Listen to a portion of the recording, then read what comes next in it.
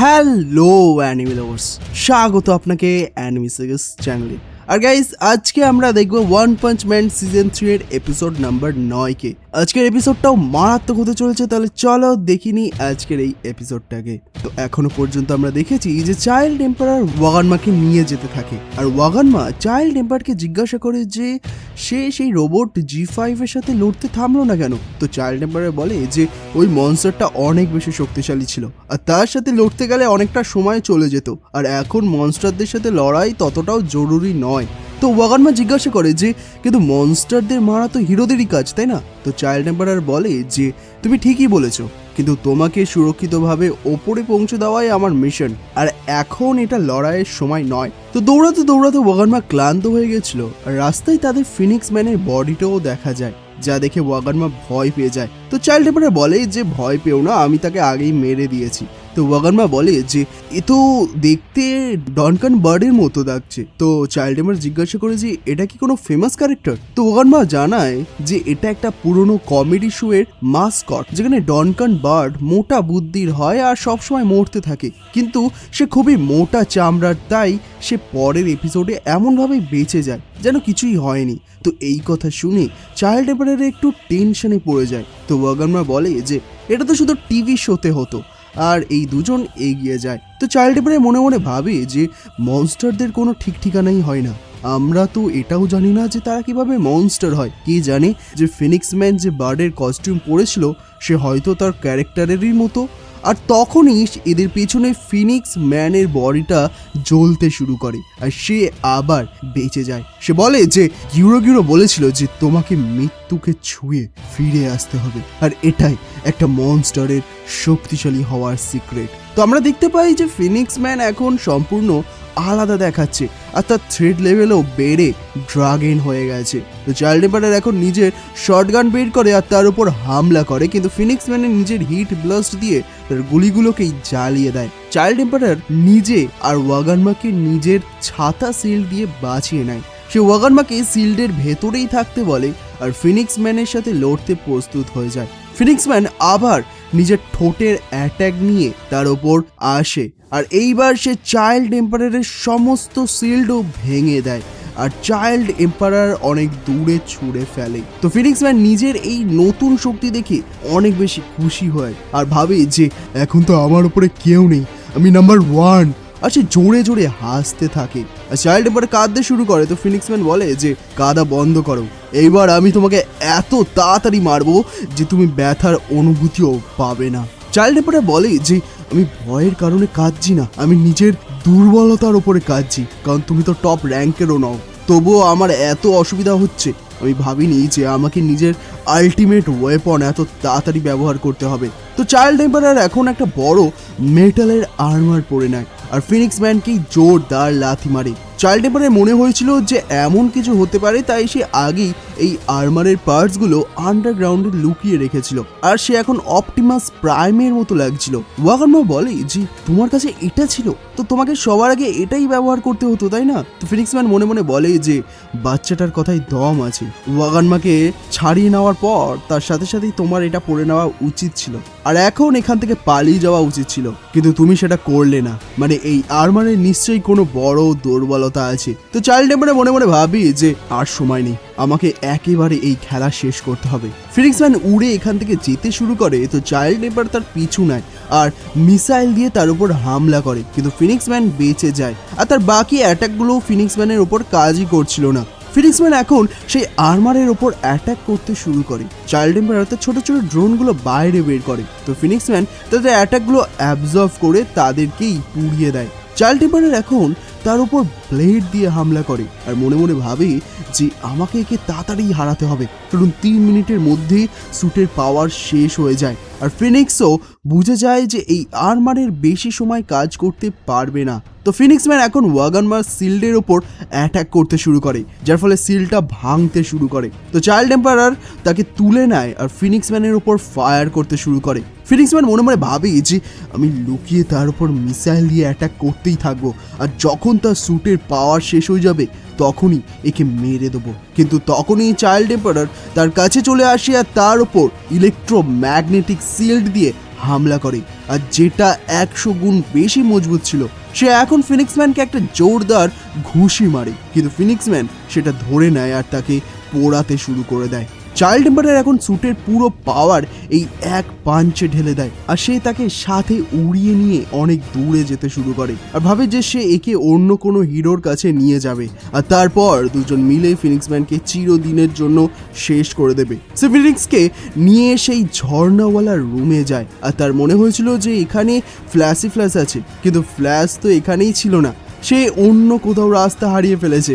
এখানে শুধু তার ট্রান্সমিটারটাই পড়েছিল। তো চাইল্ড টেম্পার ভাবে যে কোথাও ফ্ল্যাশ মারা তো যায়নি।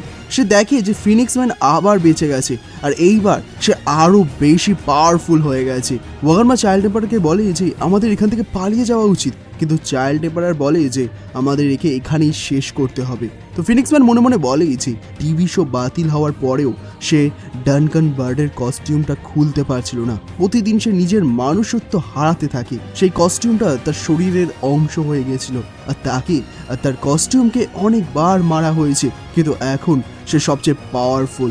ফিনিক্স ম্যানের উপর চাইল্ড টেম্পারের অ্যাটাকের কোনো প্রভাবই হয় না, আর সেই তার স্যুটের হাত ভেঙে দেয় আর ওয়াগানমাকে আবার নিয়ে নেয় আর বলে যে আমি একে ফেরত নিয়ে যাচ্ছি। সে চাইল্ড টেম্পারের কাছে বলে যে তুমি হেরে গেছো, তুমি নিজের প্রশংসা শোনার জন্য হিরো হয়ে থাকবে, কিন্তু এখন হার মেনে নাও, আমি তোমার লেভেলের চেয়েও অনেক ওপরে আছি। তো চাইল্ড টেম্পার বলে যে আমি কোনো দেখানোর জন্য হিরো নই। তো ফিনিক্স ম্যান বলে যে আমার মনে হয়েছিল যে তুমি হার মেনে নেবে, কারণ এখন তোমার কাছে আর কোনো পথই নেই। তো চাইল্ড টেম্পার বলে যে আমি সেই লড়াইয়ের সময় নষ্ট করি না যেটাতে আমি জিততে না পারি। সে মনে মনে ভাবে যে এর পাওয়ার, স্পিড আর আমার আর্মার খুব ভালো। এও জানে যে আমার স্যুটের লিমিট শেষ হতে চলেছে, কিন্তু আমার কাছে এখনো সুযোগ আছে।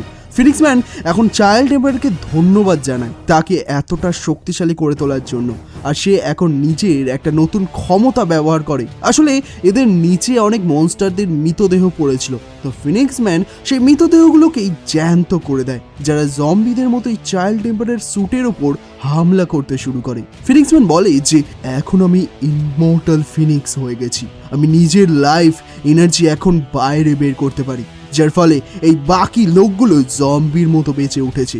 সে নিজেও জানে না যে এটা কিভাবে করছে।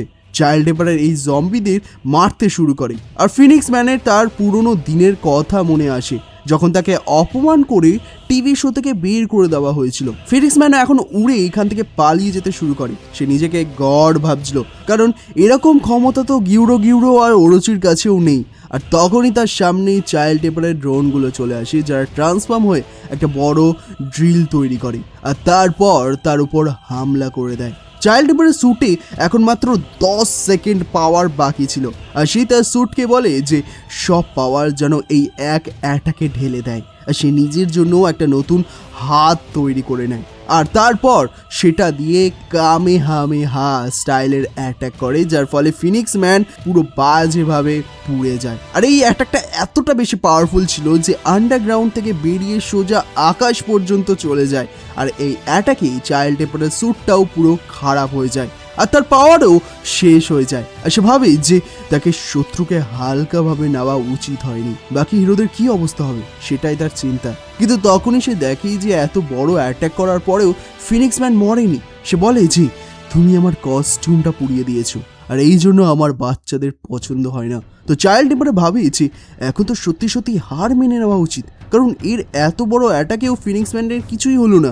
তো ফিনিক্স ম্যান বলে যে তুমি মেটাল নাইটকে দেখেছো তাই না, মনস্টার অ্যাসোসিয়েশনের টেক টিম এখন তোমার সব অস্ত্র বের করে নেবে, তো এখন তুমি সোজা আমার কাছে চলে এসো, তাহলে আমি তোমাকে সহজ মৃত্যু দেবো। তো চাইল্ড টেম্পার তাকে মানা করে দেয়, কারণ তার ব্যাকআপ আসতেই চলেছে। আর ফিনিক্স ম্যান তার উপর নিজের ঠোঁট দিয়ে হামলা করতে যায়, আর তার স্যুটে টুকরো করে দেয়, যার ফলে চাইল্ড টেম্পার তার স্যুট থেকে বাইরে এসে পড়ে যায়। ফিনিক্স ম্যান বলে যে তোমার কি মনে হয়েছিল তুমি রোবটের ভেতরে লুকিয়ে বেঁচে যাবে, এখন তোমাকে শাস্তি দেওয়ার পালা।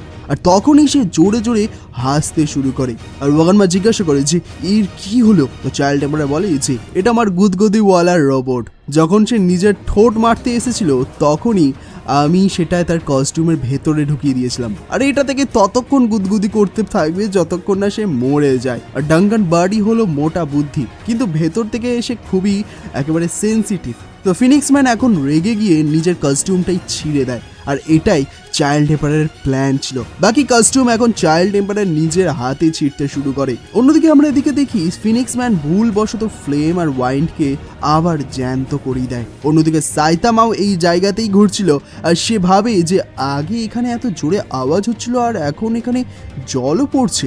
আর তখনই তার সামনে ফ্লেম আর উইন্ডকে পালিয়ে যেতে দেখা যায়, আর তাদের নিজেদেরই বুঝতে পারছিল না যে তাদের সাথে কি হলো। আর তারা তো ফ্ল্যাশের সাথে লড়ছিল, আর এখন তারা পুরো নগ্ন কেন, আর এর পেছনে নিশ্চয়ই ফ্ল্যাশেরই হাত হবে। আর তখনই তাদের সামনে সাইতামাকে দেখা যায়, আর তারা সঙ্গে সঙ্গে তার উপর হামলা করে দেয়। কিন্তু সাইতামার কোনো পার্থক্যই হয় না। ফ্লেম আর ওয়াইন বলে যে আগে তো আমরা সেই ফ্ল্যাশকে মারতে চাই, তো তোমার সাথে আমরা পরে বুঝে নেবো। আর এই বলে তারা দুজন এখান থেকে পালিয়ে যায়। আর সাইতামা ভাবে যে এখানে আন্ডারগ্রাউন্ড এই লোকগুলো নগ্ন হয়ে কেন দৌড়াচ্ছে। আর এইদিকে চাইল্ড এম্পায়ার ফিনিক্স ম্যানের পুরো কস্টিউমটা বের করে দিয়েছিল, তো এখন তার পাওয়ারও চলে যাবে আর সে আর বেঁচে উঠবে না। তো ওয়াগানমা বলে যে এস ক্লাস হিরো হয়েও তোমার অবস্থা খারাপ হয়ে গেছিল, আমি তো ভয় পেয়ে গেছিলাম। তো চাইল্ড এম্পায়ার এখন সবাইকে জানায় যে সে ওয়াগানমাকে খুঁজে নিয়েছে আর তাকে নিয়ে সে ওপরে যাচ্ছে। আর বাকি হিরোরা যেন মনস্টারদের মনোযোগ দিয়ে ঘুরিয়ে দেয় আর মনে রাখতে বলে যে শত্রু বিপজ্জনক হতে পারে।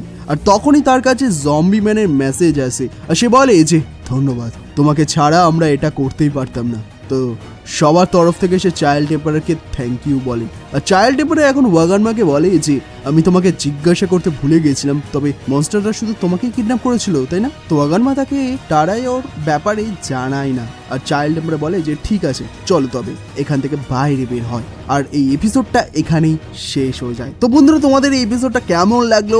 চাইল্ড এম্পায়ারের গুদগুদি রোবট প্ল্যানটা কিন্তু ব্রিলিয়ান্ট ছিল, আর সাইতামার সাথে নিনজাদের কমেডিক এনকাউন্টারটাও দারুণ ছিল। তো ভিডিওটা ভালো লাগলে অবশ্যই একটা লাইক এবং শেয়ার করে দেবেন। আর যদি তোমরা আমাদের চ্যানেলে নতুন হয়ে থাকো তাহলে অবশ্যই সাবস্ক্রাইব করে বেল আইকন অবশ্যই ক্লিক করে রাখো যাতে পরের এপিসোডগুলো মিস না করতে পারো। বাকি আমরা দেখা করবো খুব তাড়াতাড়ি আরও একটা নতুন সাইতামার এপিসোড নিয়ে। ধন্যবাদ।